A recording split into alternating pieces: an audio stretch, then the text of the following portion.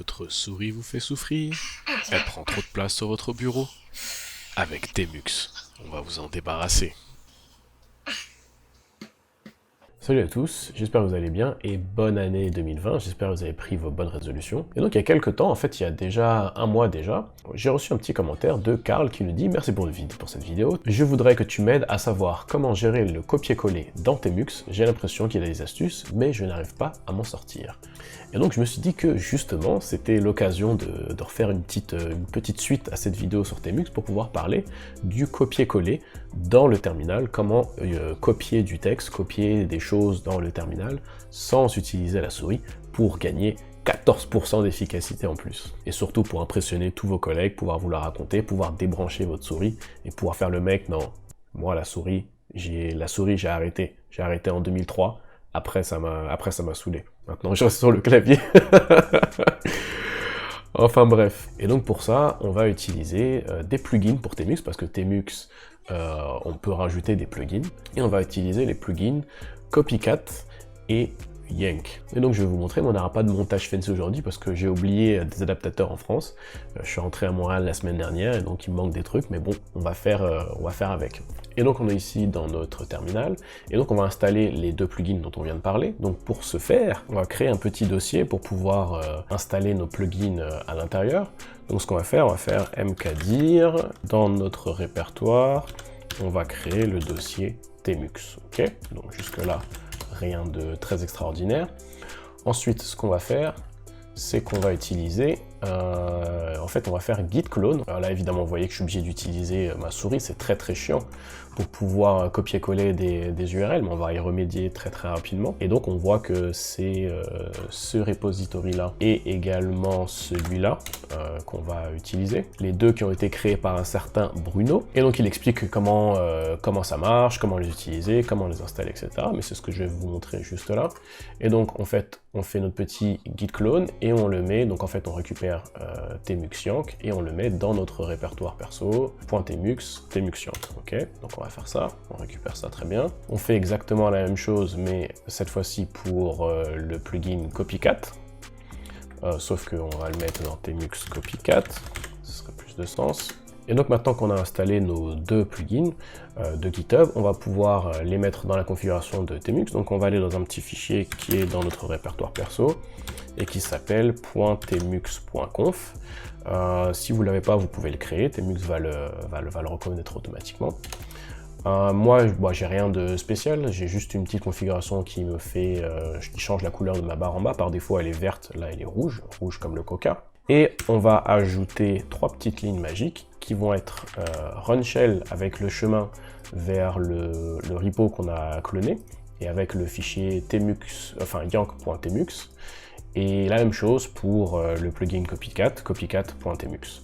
Et ça, la troisième, elle est optionnelle, c'est plus si vous utilisez VI, vous allez pouvoir utiliser les mêmes key bindings que VI pour pouvoir se déplacer dans le terminal. On va voir ça tout de suite, je vais vous montrer ça, c'est assez stylé.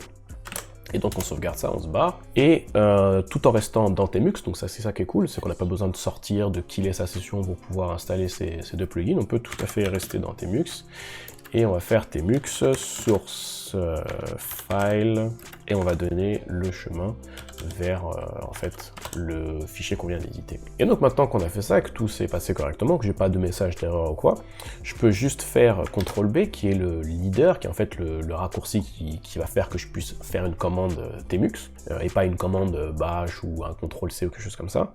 Et je vais faire CTRL F pour file ou fichier, et ça va aller chercher dans ma fenêtre Temux, donc pas juste dans ce que je vois, donc ça peut aller un peu plus loin, un fichier. Donc en fait un fichier c'est quelque chose qui contient un slash, un forward slash, et donc ça me cherche les fichiers. Donc le premier fichier qu'il trouve c'est cela, .temux.conf. Si je fais n, ça va aller dans le résultat suivant, et ça va chercher en fait tous les fichiers que ça va trouver. Là, si je refais N, je vais retomber sur un autre fichier.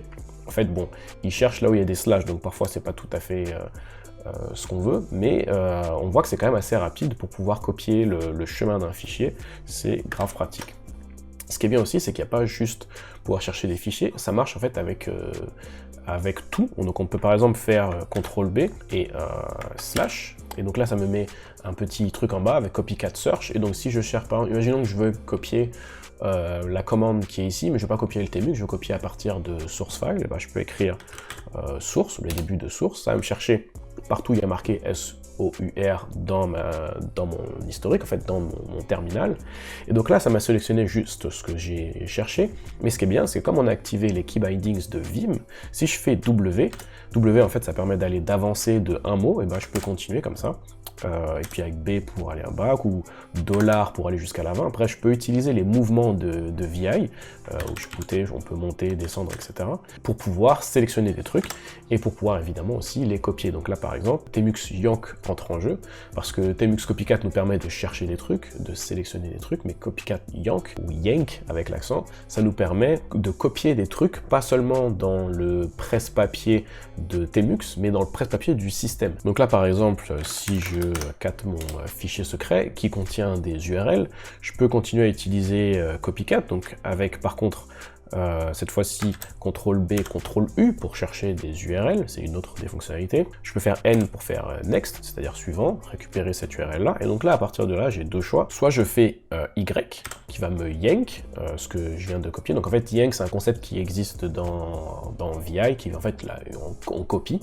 L'avantage c'est que là ça va me copier dans mon clipboard système, donc quand je fais CTRL V, et ben ça prend le CTRL V de mon système et je peux venir dans un navigateur et coller l'URL, elle est vraiment dans mon clipboard système. Donc ça c'est assez cool parce que par défaut ça va copier mais dans tmux et il va falloir utiliser une commande spéciale, je crois que c'est CTRL B, CTRL crochet ou quelque chose comme ça, ce qui n'est pas tout à fait pratique, et puis en plus ça permet pas de l'utiliser en dehors de notre navigateur, donc pour une URL c'est quand même assez pratique d'aller la mettre dans son navigateur. Et une deuxième fonction de copycat yank qui est assez cool, c'est que pareil quand je fais ma recherche ici, donc là pour une autre façon de chercher aussi, on peut aussi chercher les chiffres, donc si je fais CTRL B, CTRL D pour digits, et ben ça va me se mettre à chercher des chiffres dans mon terminal.